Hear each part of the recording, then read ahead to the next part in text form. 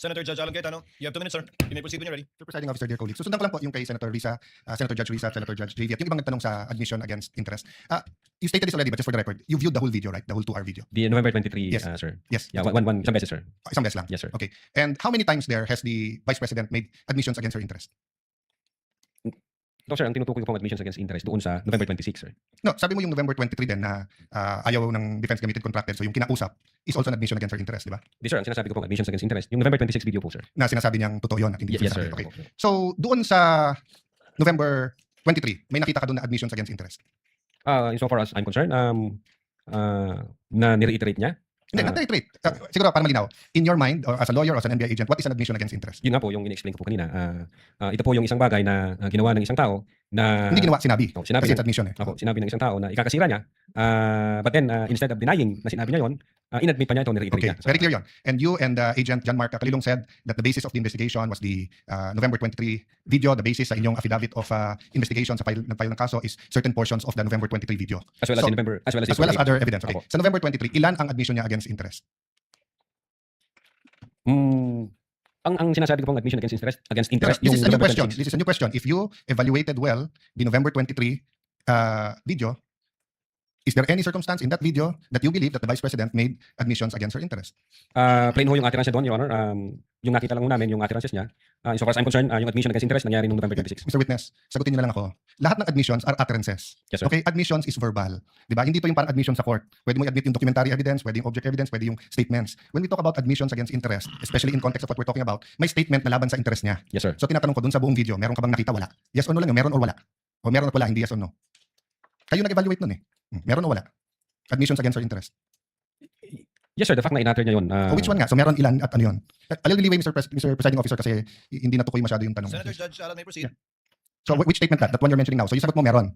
Ang understanding ko, sir, nung sinabi ko yan, I'm referring to November 26, 2024. Mr. Witness, paulit-ulit tayo. Yes, sir. Burahin mo na yung pinag-uusapan natin you're referring to. I'm asking you a direct question. Yes, Sa sir. November 23, meron o wala bang statements na you will consider in your professional as a lawyer and as an NBI agent in charge of investigating this? Meron ba siyang admissions against interest? Ang tinutukoy ko lang po again, Your Honor. No, I don't care. Wala po yung I'm 23. sorry. I don't care, Mr. Presiding Officer, kung anong tinutukoy mo. I'm asking you a direct question. November 23 video. Meron o wala siyang admissions against her interest doon? Attorney Lutok, yes, no, I do not know, I do not remember. We're referring to November 23, not 26. Yeah, I do not know, sir. Ang Oh, you do not know. nire-refer ko na... Yeah, don't tell me na. So you do not know. Okay. When she said, kung papatayin ako, may kausap na ako, patayin niyo yung tatlo. Is that an admission against interest? Yes or no?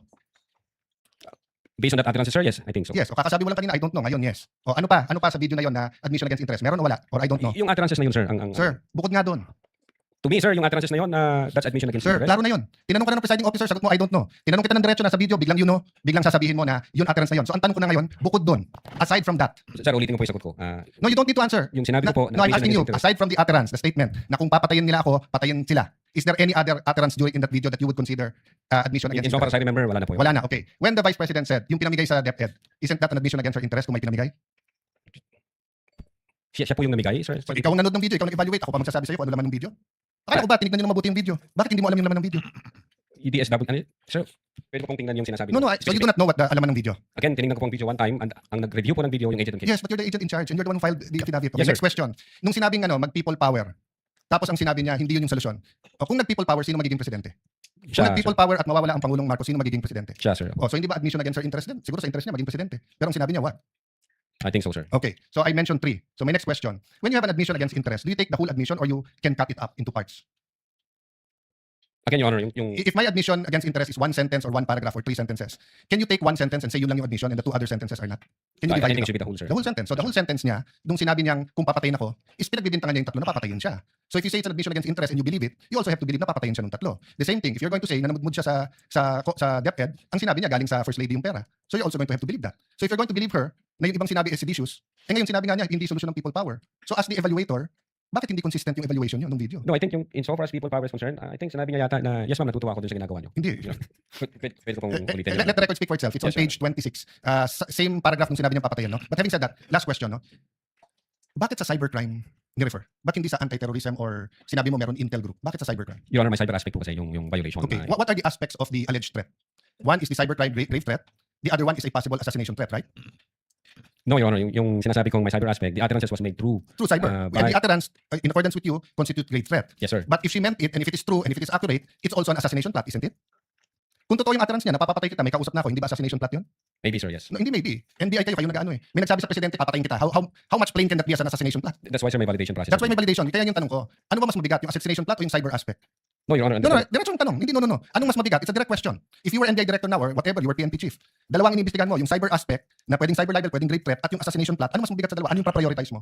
Your Honor, yung cyber aspect, based on the law, mag-a-add siya ng 1 degree higher doon sa... So, magdidebate tayo kung anong higher, papabayaan mo mapatay ang presidente. Kindly wind up, Senator Yes, Judge. I'm winding up. The point I want to make, Mr. President, is whether I was the PSC, the Executive Secretary, NBI, or an ordinary citizen, my first concern is wag mapatay ang presidente. Yes, sir. But instead of the NBI director taking it upon himself, giving it to the anti-terrorist or to the intelligence, sa cybercrime binigay. Your Honor, again, ulitin ko, yung utterances was made through Yeah, information and so communication technology. Kaya may I hope if jurisdiction any one of my outside colleagues here the become president, magbago yung attitude ng NBI. Mas importante pala cyber kaso sa buhay ng presidente. Not necessarily, Thank you, Your Mr. Honor. President. Noted, Council